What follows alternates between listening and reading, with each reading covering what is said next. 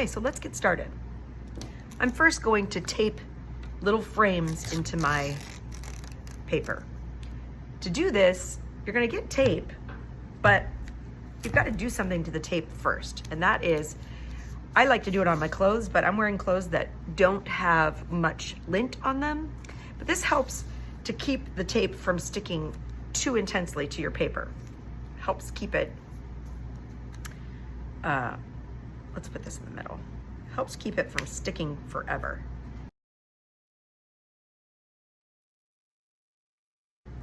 Okay, now I've got 8 neat boxes, and I'm going to show you tricks, hopefully in all of them.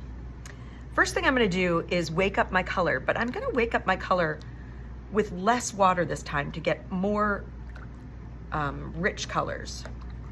So I'm just going to put a drop on all the colors to get ready. Okay, now I'm going to do a wet on wet in this spot right here. So I'm wetting my paper first. Okay, and then I'm going to pick up some rich paint, some of this blue. It's rich because it doesn't have a ton of water in it. So it's heavily pigmented. That means there's a lot of color in the paint. Okay, and I'm going to touch it down and let it really spread out in here.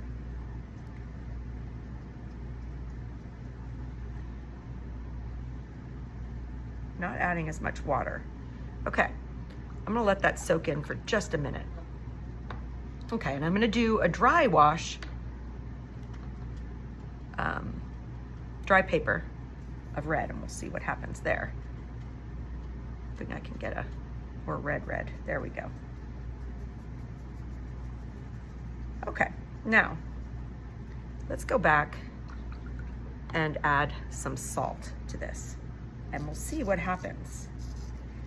The salt absorbs the paint kind of like a sponge, and it will leave kind of a starry, flowery pattern. Okay, now I'm gonna add a little more red, and this time I'm gonna add it with my dryish brush. Take that up a little bit, dry my brush off, get in there, and hopefully when you use a dry brush on dry, not super wet paint, it gives you a darker color. Okay, now I'm gonna try, this is hand sanitizer, but it's the same thing as alcohol. Its main ingredient is alcohol. So I'm gonna drop in a couple drops and see what happens. Okay, we'll wait and let that do its magic. Okay, now another thing I can do is I can draw with tape, okay? So I'm taking tape, going through the same process, and I can make things like trees, I can make letters out of tape, all kinds of things, but let's make like a branch. And this is going to create resist. Just like oil pastels do, this will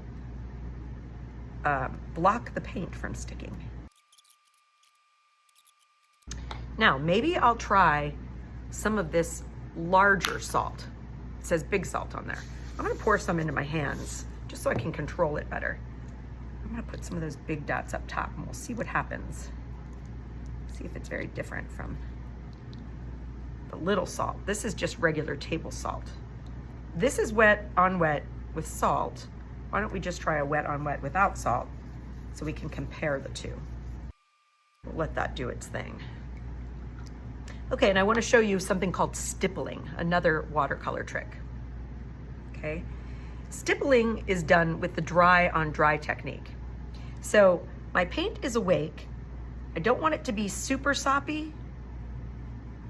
So I'm just gonna put a little bit of water in each one. Again, I'm taking my dry brush that I've dried off on my rag, okay? And I'm gonna dip just the tip, but I'm gonna make sure that I have nice red paint in there. And then stippling means you're just barely touching down and making dots. Okay, this could be nice for flowers in the background or just for even painting. Some people make whole paintings only with dots. My brush is a little flat right now, so I'm gonna really flatten it to a point, okay? All right, so this is stippling. I'm barely touching down, but I've got a dry brush and dark color on it. And I got the dark color by not adding very much water to my paint and gently dipping the tip of my brush into that paint. Okay, now we're gonna do some resist with oil pastel. So I wanna draw nice and dark, no light lines like that. They will barely show up. Okay, but if I draw nice and dark, and sometimes I even wanna go over my lines 2 times, just to make sure they're nice and thick and they're gonna block the paint. Oil and water don't mix, so this uses that technique. I'm gonna put some secret white in there. Okay, now I'm ready to paint.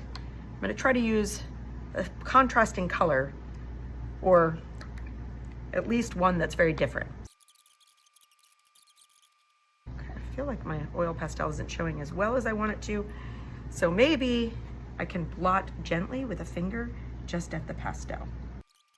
I can help it by just blotting. Blotting means touching and lifting, never rubbing. Okay, so there I have oil pastel resist. You can even do this with crayons. So let's try it with a purple crayon and see how it compares. Gotta press pretty hard with crayon. Okay, now I'm gonna try wet on dry, and we'll see how salt does on that. So my brush is wet. I'm picking up some paint. I'm gonna go with some blue and some green on this, some of the blue green. Okay, and I'm painting it on my paper.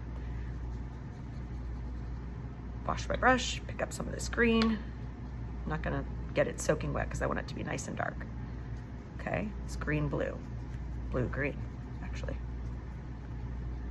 Okay, and then I'm gonna shake some salt on it. All right, there we have it. Let's see what happens.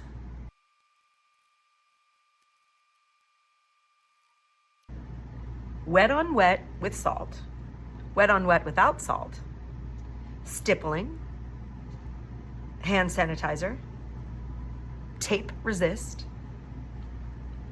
oil pastel resist, crayon resist, and this was wet on dry with salt. Pretty different. These are the big grains of salt. Please do not get water near the salt shakers. Keep them dry, otherwise the whole thing will be ruined. Never put your brush on top of the salt, okay? Keep them nice and dry and away from your wet paint. All right, I hope you have a great time.